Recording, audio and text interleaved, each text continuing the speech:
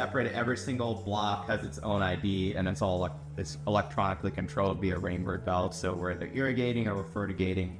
All the irrigation is automated, but the fertigation you have to change between blocks, because once you inject the nutrients, then you need to flush with clean water.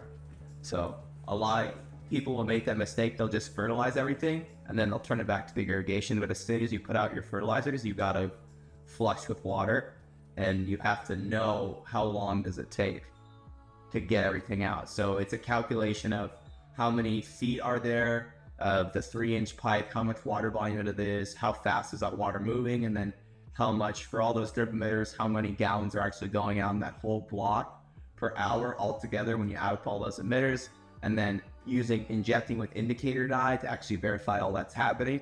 So every single block has its own injection time. Every single block is different sizes. Nothing's exactly perfect. So it takes, when you first put in a new block, you have to use indicator dye to get it all right. Just to put out maybe 5 gallons solution in one block, and another block, it would be different amounts of time, different amounts of injection time, different flush time afterwards, especially with organic fertilizers, because they will build up a biofilm because they're using a lot of natural things like fish and seawater and kelp. So if you let those things sit, you'll get mold and algae growing inside your drip tubes, and that's how you can get clogged emitters. Okay, so we have our water coming in from the well over here. We come across over here. This is our 2-inch line to feed our spray tank. We come up, we have a water pressure tank that helps us keep pressure in the system all the way across. And then we're coming into our sand media filters. We have 2. We only run 1 at a time. These are each rated at 25 acres. These blue valves up here control whether the water is going down or whether it's back flushing the opposite direction. When we back flush, it's coming over here, going out into a drain field, and that's to clean the sand. When we're irrigating, it just comes straight down. It comes to the right into the 3-inch main, goes down, and then it goes out to every single irrigation block. When we're fertigating, we shut that big red valve off. We'll come up this way, open up this red valve. We've got a one-way gate valve right here, so anything we're injecting can't go back into the well as protection. And then we can inject 3 different types of solutions. We can go neutral, alkaline, and acidic. And then we can inject into up to 15 feet away. We can inject. So when we're injecting our compost teas, we'll pull right from one of these Berger tanks. And then in the fertigation here, we've got a mixing port here. So this forces all the water down through a centrifuge where it spins it really fast and then shoots it back up. And so that makes sure that because as water normally moves, when you're injecting, things will like travel in layers and columns. They don't necessarily all mix. It's not how you think it should work. Like you can do that with a clear piece of pipe and some food coloring and then push the water through in a syringe, and you'll see it doesn't all like blend nicely. And so that's why we put this blender in. And then we've got sample ports that are coming down. We're testing the electrical conductivity, temperature, and pH. So we make sure injectors are working. We're putting out all the nutrients we are.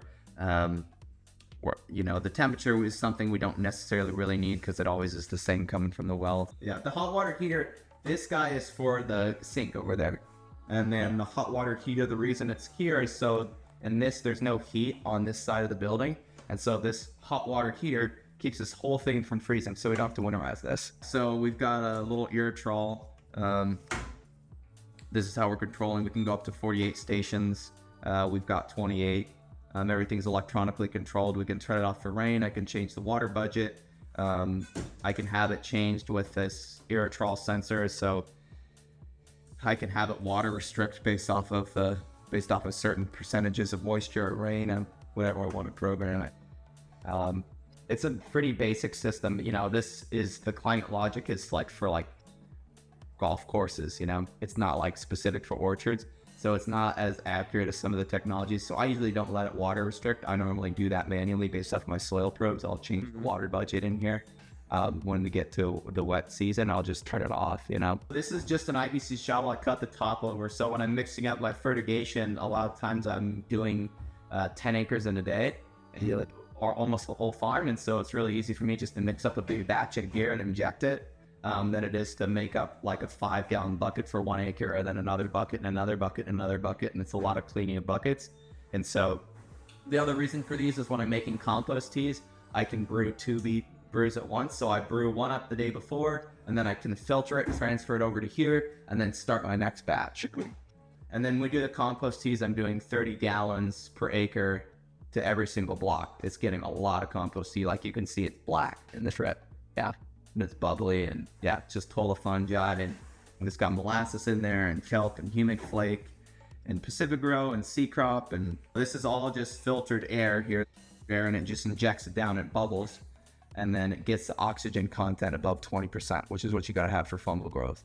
And most all compost teas, when they're not using a system like a GOT brewer, they're getting closer to like a 10% or less, which is not enough oxygen to really grow fungus.